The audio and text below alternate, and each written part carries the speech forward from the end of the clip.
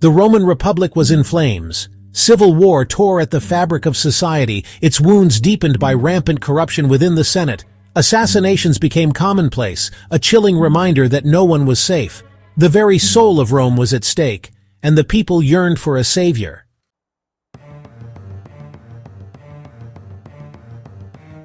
Gaius Octavius, later known as Augustus, was born into a tumultuous era. The Roman Republic was crumbling under its own weight. The old Roman virtues seemed to be fading, replaced by a lust for power. It was into this world of intrigue and instability that Octavius was thrust.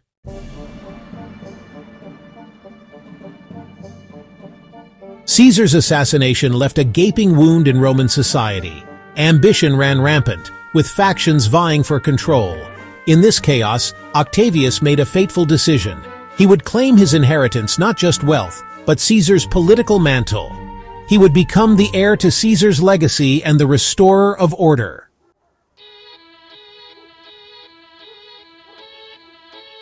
The specter of Caesar loomed large over the Second Triumvirate.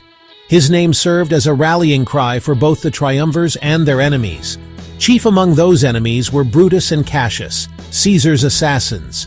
They styled themselves as liberators, but many saw them as murderers.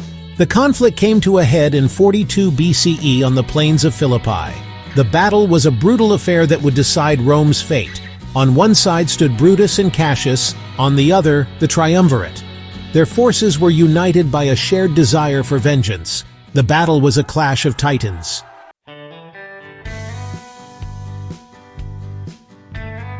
The victory at Philippi profoundly affected Octavian. He witnessed the brutality of war and the fragility of life. He narrowly escaped with his life while his legions were routed. The crucible of war forged within him a steely resolve. He learned from the mistakes of others and understood the need to consolidate power. Mercy could be a weakness in Roman politics. Octavian began to assert himself more forcefully within the triumvirate. While Antony reveled in Egypt, Octavian returned to Rome. He oversaw the distribution of land to veterans, securing their support. This move rewarded his loyal legionaries and ensured their loyalty.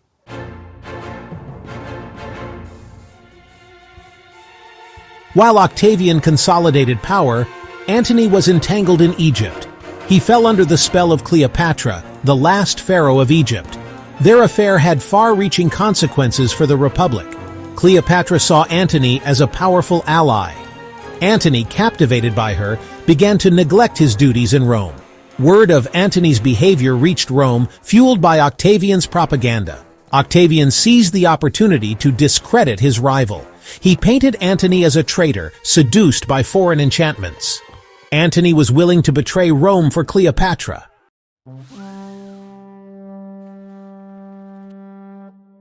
The peace after Philippi was shattered by the rift between Octavian and Antony. Their rivalry escalated into a bitter feud. Rome braced itself for another round of bloodshed. Octavian knew he had to tread carefully. Antony was still a popular figure with loyal legions.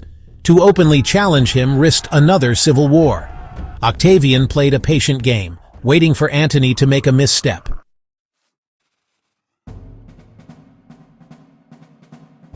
The war between Octavian and Antony was a clash of titans. Octavian, the adopted son of Caesar, faced Antony, the seasoned general.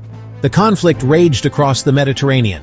Octavian proved to be a shrewd strategist. The decisive confrontation came in 31 BCE, off the coast of Actium. The Battle of Actium was one of the largest naval battles in history. A sudden shift in the wind gave Octavian's forces the advantage. Agrippa launched a devastating attack that crippled Antony's fleet. Antony fled the battle with Cleopatra, leaving his forces to their fate. The battle determined the course of history.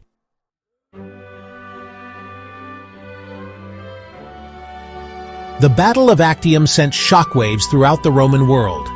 Antony and Cleopatra were now fugitives. Octavian turned his attention towards consolidating his power. He pursued Antony and Cleopatra to Egypt. After a brief siege, Alexandria fell to his legions. Antony took his own life, choosing death over surrender. Cleopatra followed suit, taking her own life. With his enemies vanquished, Octavian stood alone at the pinnacle of power. The republic he inherited was a shadow of its former self. Octavian faced a momentous choice: restore the old republic or embrace a new path.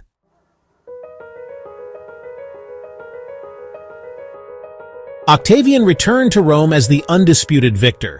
The streets overflowed with cheering crowds. His victory was a reaffirmation of Roman power. Yet, amidst the celebrations, Octavian faced a daunting challenge. The republic lay in ruins. Its institutions were weakened and discredited. The old families that held power were decimated. The foundations of Roman society seemed to crumble. Octavian understood that simply restoring the old order was not viable. The wounds were too deep, the resentments too raw. The republic was beyond saving. A new path had to be forged.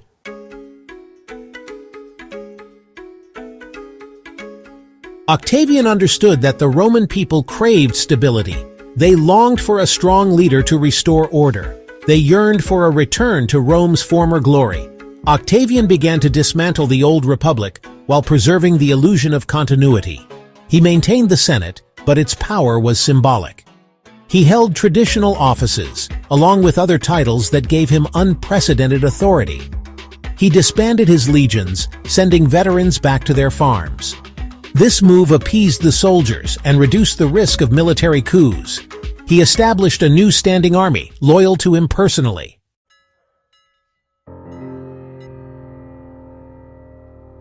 With his power secure, Augustus focused on building a lasting peace. The Roman world longed for stability and prosperity. Thus began the Pax Romana, a period of unprecedented stability. Under Augustus's rule, the empire flourished. Trade routes reopened, bringing wealth to Rome. Augustus implemented administrative reforms. He invested in infrastructure, building roads, aqueducts, and public buildings. These projects improved lives and symbolized Roman power.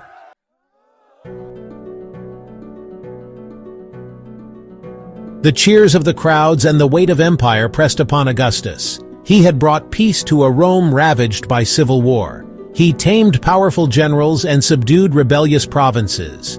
Yet the burden of power was a constant reminder of future challenges. The memory of Caesar's assassination haunted him. The faces of his vanquished enemies reminded him of the cost of victory. Augustus knew the peace he won was fragile. It was a delicate balance of power and diplomacy.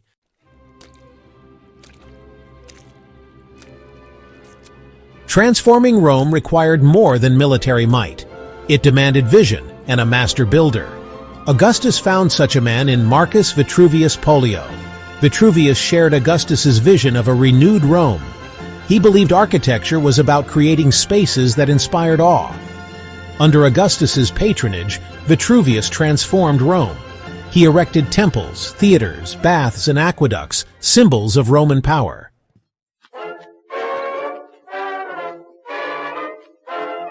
Augustus understood that true power lay in shaping the narrative, in controlling the story that history would tell. He knew that monuments, statues, and inscriptions had the power to transcend time. Across the empire, Augustus commissioned countless statues and monuments to project a specific image. He was depicted as a victorious general, a wise lawgiver, a pious priest, a benevolent father to his people. He erected triumphal arches adorned with scenes of his victories, their grandeur a constant reminder of Roman military prowess. He built temples dedicated to the gods, associating himself with divine favor. He commissioned poets and historians to sing his praises, their words inscribed on marble and bronze. Augustus was a master of symbolism, understanding that images and narratives could be just as powerful as legions and laws. He recognized that to truly secure his legacy, he had to win not just the present, but the future as well. He had to ensure that history would remember him not as a tyrant who had destroyed the Republic, but as a savior who had rescued Rome from chaos and ushered in a golden age.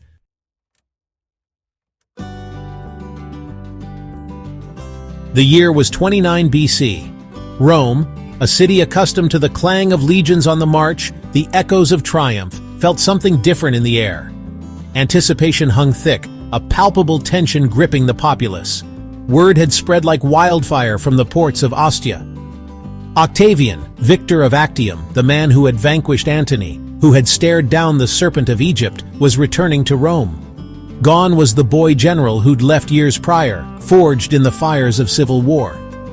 In his place stood a seasoned commander, hardened by conflict, bearing the weight of victory and the expectations of a weary populace.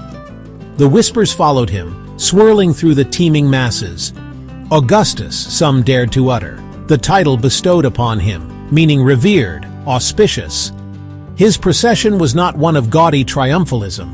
Oh, there were spoils of war-captured Egyptian treasures paraded for the awestruck gazes of plebs. Yet Octavian himself, while accepting the cheers, projected an air of solemnity. He had not come to conquer Rome, but to heal her, to bind the wounds of a generation spent at war with itself.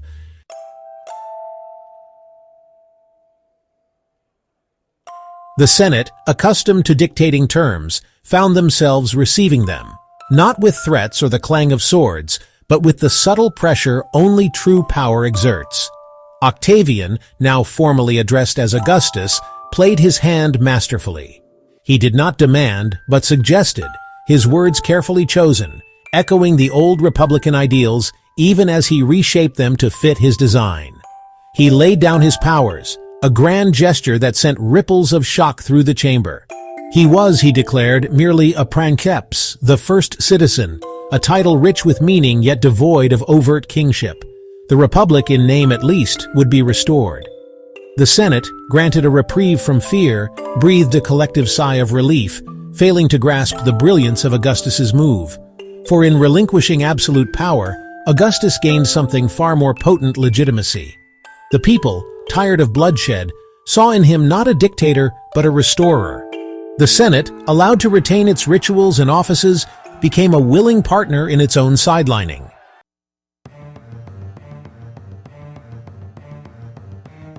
Section 3. The Empire Takes Shape. Rome, under Augustus's guiding hand, began to transform. It wasn't the overnight upheaval of revolution, but a more subtle shift, a reshaping of the very fabric of society. The city itself, once a haphazard jumble of grandeur and squalor, underwent a metamorphosis. Augustus, ever the pragmatist, understood the power of imagery. He launched a massive building program, employing architects and artisans by the thousands. Temples rose, dedicated to Roman gods and to his own genius, subtle reminders of his supposed divine mandate. Aqueducts, marvels of engineering, brought fresh water to the masses, a tangible sign of his beneficence. But Augustus's vision extended far beyond bricks and mortar. He reformed the legal system, curbing corruption and making justice more equitable, at least for citizens. He established a fire brigade, a police force, even a postal service, measures that, while seemingly mundane, brought order and efficiency to Roman life.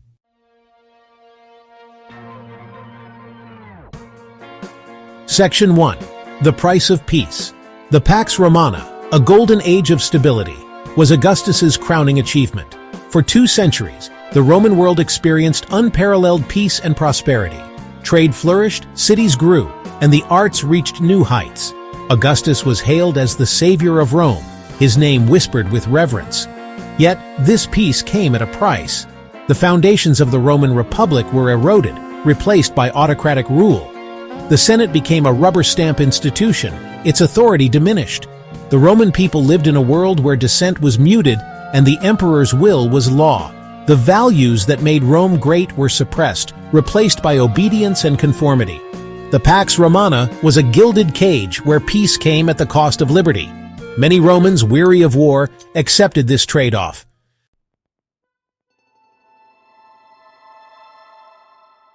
Section 2. Echoes of Empire. The Roman Empire, forged in the crucible of civil war and tempered by the iron will of Augustus, cast a long shadow over the history of Western civilization. Its legions marched across continents, its laws governed millions, its language and culture spread like wildfire, leaving an indelible mark on the lands and peoples it conquered. Even today, millennia after the fall of Rome, its echoes can be felt in our laws, our languages, our art, our architecture, our very conceptions of power and governance. The legacy of Augustus, the architect of this enduring empire, is a complex and multifaceted one.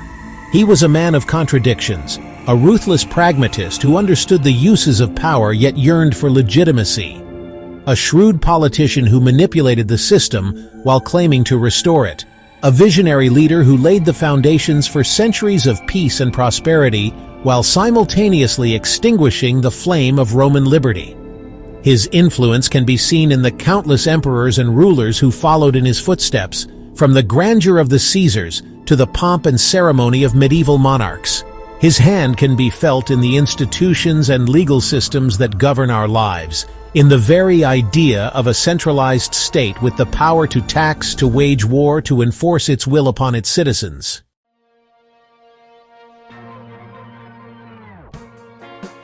Section 3. The Augustan Legacy. Augustus's legacy is etched in stone and marble, in the ruins of ancient cities and history books. It influences Western civilization profoundly. His reign marked a turning point, shifting from chaos to stability with far-reaching consequences.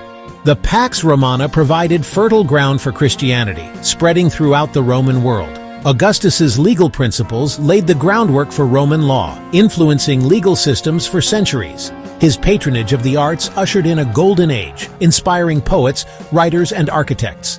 Augustus's reign was a pivotal chapter, shaping our world profoundly, a testament to leadership, vision, and empire.